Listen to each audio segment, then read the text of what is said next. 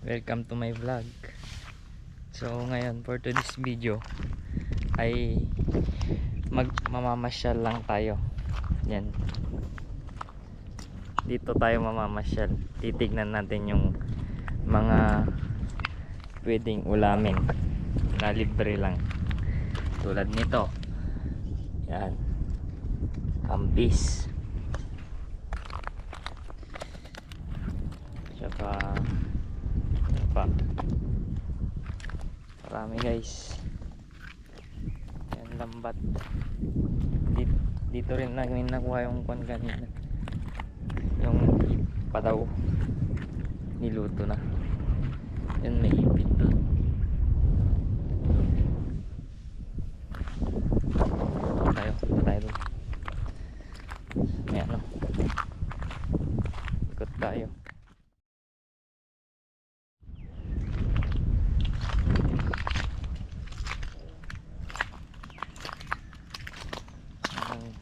Ito kusiling, hindi ko alam kung anong tawag sa inyo.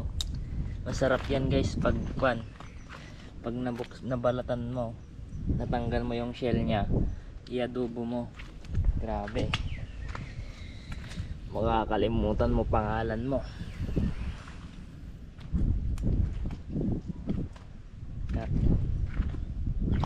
Marami dito guys, pwedeng ulamin.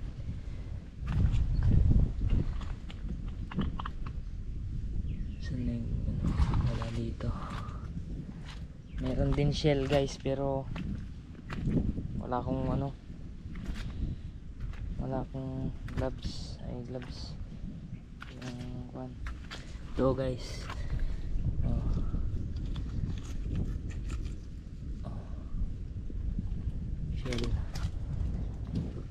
Shelter.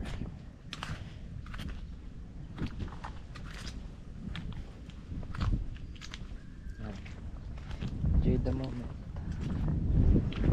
For this video, mag-iikot lang tayo guys. Yan, kung gusto niyo mamasyal dito, may mga makukuha kayo. Talaba. Yan, yung sinabi ko, shell.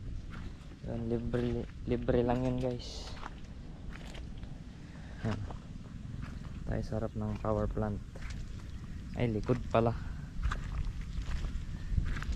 Yan ang laki oh. Sarap nito yung adobo. Pag nabalatan mo, kakalimutan mo pangalan mo. Ito guys, kaya nakaganyan yan kasi babahayan ng talaba yan. Yan, mga ganyan. Kaya pinagpatong-patong. Tapos yung mga nakikita nyo dyan, no? Yung mga nakikita nyong nakapalutang dyan, patalabahan po yan. Kuwan ng fisheries. Yan.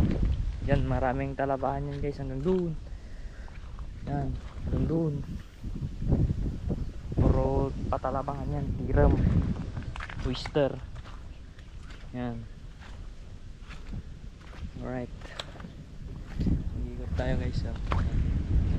Pinapakita ko lang sa inyo kung gaano kaganda dito. Tapos diyan, puro ay kwan, Muntabangar, likod ng Masamiray. Yan. Guys, ang ganda.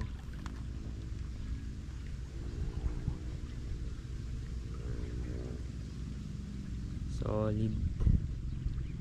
Puno ng patalabahan oh. Kahit saan ka lumingon, may patalabahan eh.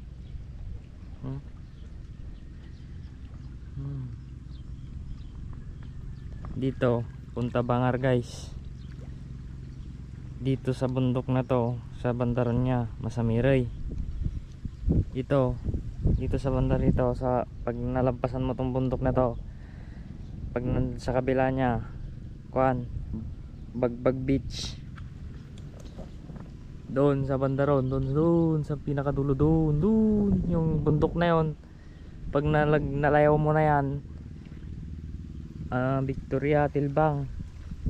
Yan. Dito pwedeng dumaan ng dito, punta ka ng Lingayen, pwede dito, basta may bangka ka na yung malaki. Alright.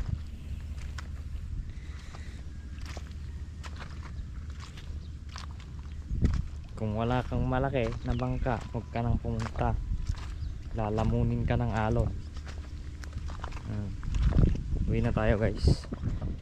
Wala naman na tayong mapapakita. Yan lang. Share ko lang. Ganyan kaganda dito. Yung dagat na yan, biyaya ng Panginoon sa atin. Dahil sa dagat na yan, marami tayong nakukuhang ulam. At hindi lang ulam, pagkakaperaan. Tsaka yan, tulad nyan, magpapasok ka ng kawayan, magtatanim ka ng kawayan sa dagat. Pagka lumampas na ng 6 months, may talaba na. Kung malilit pa, another 6 months or 2 months, 3 months, ganoon. Nantayin mo para pwede mo nang harbisin para ibenta, or ibenta mo ng diretsahan yung parang bagsakan sa isang buyer noon. Yung patalabahan nila guys, sulit yan, kaso lang madulas yung yung nila, yung tawag dito, yung plastic na nilagay nila para pagkapitan ng talaba, madulas yun. Kakapit yung talaba pero pag nahampasan ng alon, mahuhulog din lang, kaya mangilan-ngilan lang yung talagang kapit na kapit, yung talagang ayaw lang bitawan yung relasyon nila, yun, kapit talaga.